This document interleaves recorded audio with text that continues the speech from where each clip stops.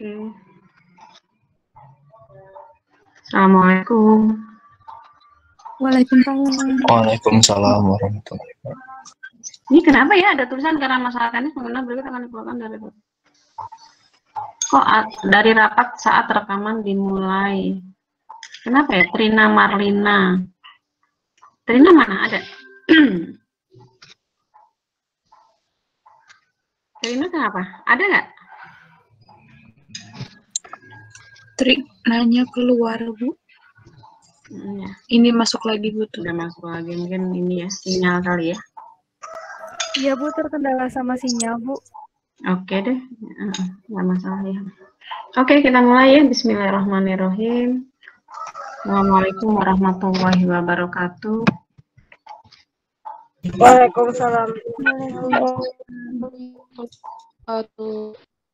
Salam sejahtera untuk kita semua. Salam sehat selalu. Itu yang paling ini ya, paling utama gitu. Alhamdulillah pada siang ini ya kita agak terlambat. Soalnya gini Ibu, ada deadline mereview proposal PKM dosen Polban. Karena memang beberapa hari yang lalu anak Ibu sakit ya. Terus Ibu juga sempat keluar kota dan mungkin agak terlalu capek sih. Ya tetap dengan prokes sih tentunya ya.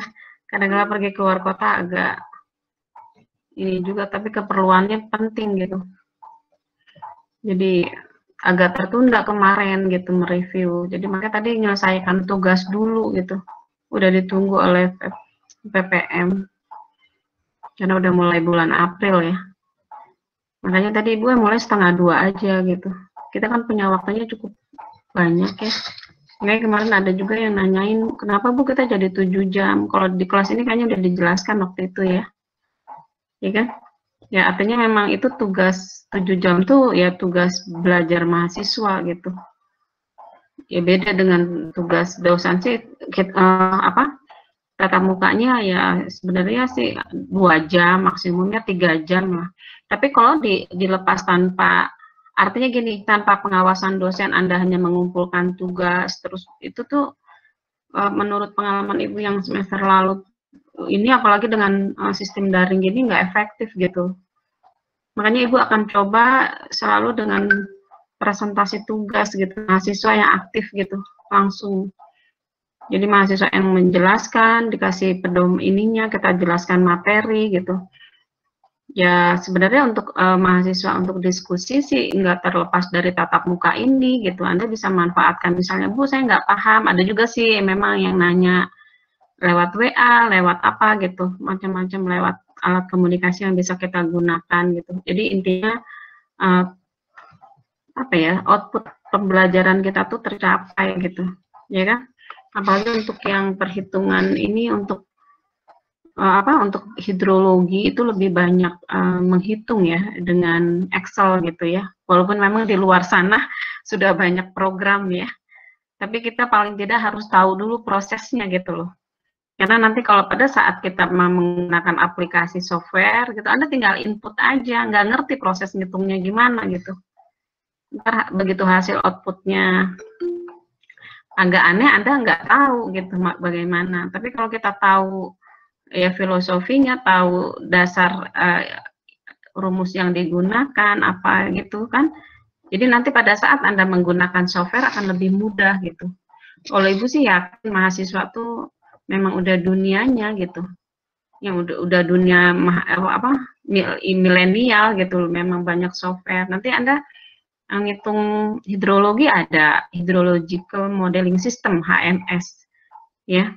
Terus untuk analisa drainase juga ada, untuk analisa drainase pemukiman ada pakai SWMM. Mungkin Anda bisa lah lihat. Nah itu jam-jam mandiri itu Anda searching aja belajar. Kalau Anda mau mendesain drainase pemukiman, drainase jalan, Anda bisa gunakan aplikasi software SWMM diantaranya tuh stormwater management, modeling management ya. Jadi terus ada juga untuk sungai, hekras, banyak lagi sih, ada yang flat. Ada banyak sih itu, tapi emang makin canggih memang makin mahal gitu. Dan kalau yang free, hekras sih free gitu ya. Ya, yang mungkin Anda bisa lihat hidrolik, Crash Engineering Center River ya ininya ya. Ibu kok A-nya lupa ya, S-nya tuh sistem gitu. Ya, itu untuk sungai gitu. Itu banyak. Tapi ilmu dasarnya tuh hidrolika gitu. Pada saat kita udah aplikasi ke drainase, hidrolika yang dipakai. Tapi pada saat kita mau mendesain berapa debit banjirnya, itu hidrologi gitu. Jadi untuk perencanaan bangunan air tuh ya nggak bisa terpisahkan gitu antara ilmu hidrologi dengan hidrolika gitu. Jadi itu yang harus Anda pahami. Makanya Ibu sempatkan, Ibu sisipkan di materi rekayasa lingkungan tuh hidrologinya gitu kan. Jadi Anda di sini bagaimana mau menghitung nanti outputnya tuh debit banjir gitu kan. Secara hidrologi tuh debit banjir kan dihitung secara periode ulang kan. Anda kan udah tahu kan ada periode ulang 2 tahunan, 5 tahunan. Bagaimana pengertian periode ulang kan secara ini kan frekuensi nilai itu akan sama gitu kan, atau terlampaui gitu sesuai dengan periode ulangnya gitu. Kalau 5 tahun dia dalam 5 tahun akan terjadi sekali. Kalau 2 tahun dalam 2 tahun dia akan terjadi sekali. Kalau 2 tahun dalam 10 tahun memang makin besar periode ulangnya akan makin besar nilainya. Ya kan? Artinya kalau makin besar debit banjirnya nanti dimensi penampang bangunannya juga jadi besar gitu. Ya kan? Dia karena bisa menampung kapasitas yang banyak, tapi frekuensi terjadinya lebih sedikit gitu. Kalau kayak banjir 10 tahunan, dia dalam 10 tahun terjadinya sekali. Dalam 20 tahun ya 2 kali gitu kan. P itu kan seper T atau T sama dengan seper P. Jadi peluang itu seper T-nya gitu. Jadi makin besar periode ulangnya, T-nya, peluang terjadinya makin kecil, tapi debit banjirnya yang terjadi makin besar. Ya nanti efeknya ke bangunannya makin besar gitu, ya kan? Nah itu disesuaikan dengan umur rencana bangunan gitu. Kalau untuk drainase 2 tahunan, 5 tahunan, 10 tahunan gitu, ya kan? Untuk bendung minimal 50 tahun, 100 tahun gitu. Jadi artinya aman gitu. Begitu banjir 100 tahunan datang yang akan terjadi sekali dalam 100 tahun, aman, nggak overtopping gitu, nggak kolaps bangunannya. Ya kan? Mungkin nanti dihitung lagi dari strukturnya gitu. Ya kan? Dari masalah hidrodinamisnya itu ini. Nah, yang sekarang kita hitung adalah kita mau tahu dulu berapa debit banjirnya gitu. Nah, Anda kan sudah hari ini Anda sudah menghitung bagaimana ini kan, Ibu review dulu dari awal itu. Jadi paham yang Anda pelajari. Sekarang Anda ngapain sih kok dihitung distribusi probabilitas? Yaitu untuk menganalisis analisa frekuensi curah hujan periode ulang gitu. Nah, nanti curah hujan periode ulang 2 tahunan, 5 tahunan, itu nanti dipakai pada saat kita menghitung debit banjirnya gitu. Jadi waktu Anda nanti mendesain key banjir misalnya, oh saya mau ngitung drainase saya, drainase pemukiman cukup 5 tahun misalnya. Berarti saya perlu data debit banjir 5 tahunan. Nah untuk menghitung key banjir 5 tahunan, Anda harus hitung dulu curah hujan periode ulang 5 tahun gitu. Yang dihitung sekarang kemarin dari minggu lalu itu. Analisa frekuensinya dengan 4 distribusi probabilitas. Ada Gumbel, ada normal, ada log normal, ada log persen tipe 3 gitu. Nah itu yang dipakai gitu. Di saat ini juga nanti biasanya kalau di software ada pilihannya mau pakai yang mana gitu. Jadi ada pilihan rumus-rumusnya tuh ada gitu. Nah diantaranya tuh itu gitu. Nah nanti dari 4 metode ini yang dipakai yang mana gitu. Kayak kemarin ada yang nanya.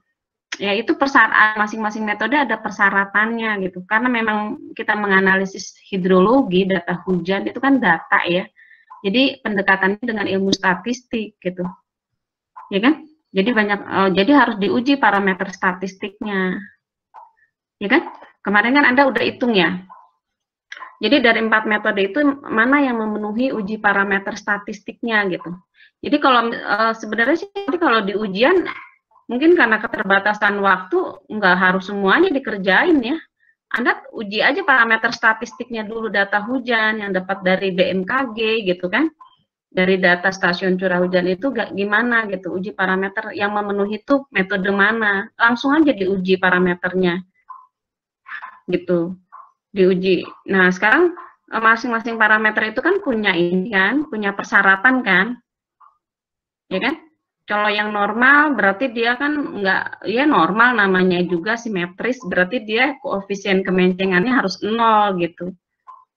Kalau enggak 0 berarti enggak, nanti Anda hitung dulu koefisien squeness-nya. Nah, itu nanti ada bagian yang presentasi ini kan, uji parameter kan, dicari koefisien squeness-nya, koefisien kurtosisnya.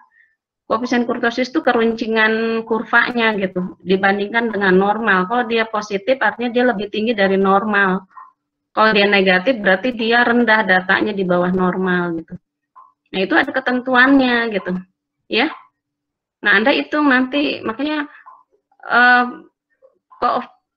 koefisien squeness sama ininya, sama kurtosisnya berapa gitu untuk masing-masing yang normal, yang gamble, log normal, log persen gitu. Ya kalau normal dengan log normal rumusnya sama, hanya bedanya datanya harus dilogkan dulu gitu. Nanti hasil akhirnya ya diantilogkan gitu. Ya kan? Nanti itu berapa gitu. Nah, nanti dihitung. Jadi nanti koefisien squeness-nya kurtosisnya normal dengan log normal beda gitu. Yang log pasti beda gitu, ya kan? Jadi hati-hati kalau menghitung yang log ya pakai rumus log. Jadi Anda jangan jadi bingung nanti, apalagi pada saat diuji distribusinya ya. Jadi pokoknya kalau minta pakai normal ya pakai rumus normal gitu. Jadi masing-masing kan udah punya rumus kan, pakai log normal ya log normal harus dilogkan dulu datanya gitu. Jadi walaupun rumusnya sama tapi dia dalam log gitu. Jadi log standar deviasi log gitu kan.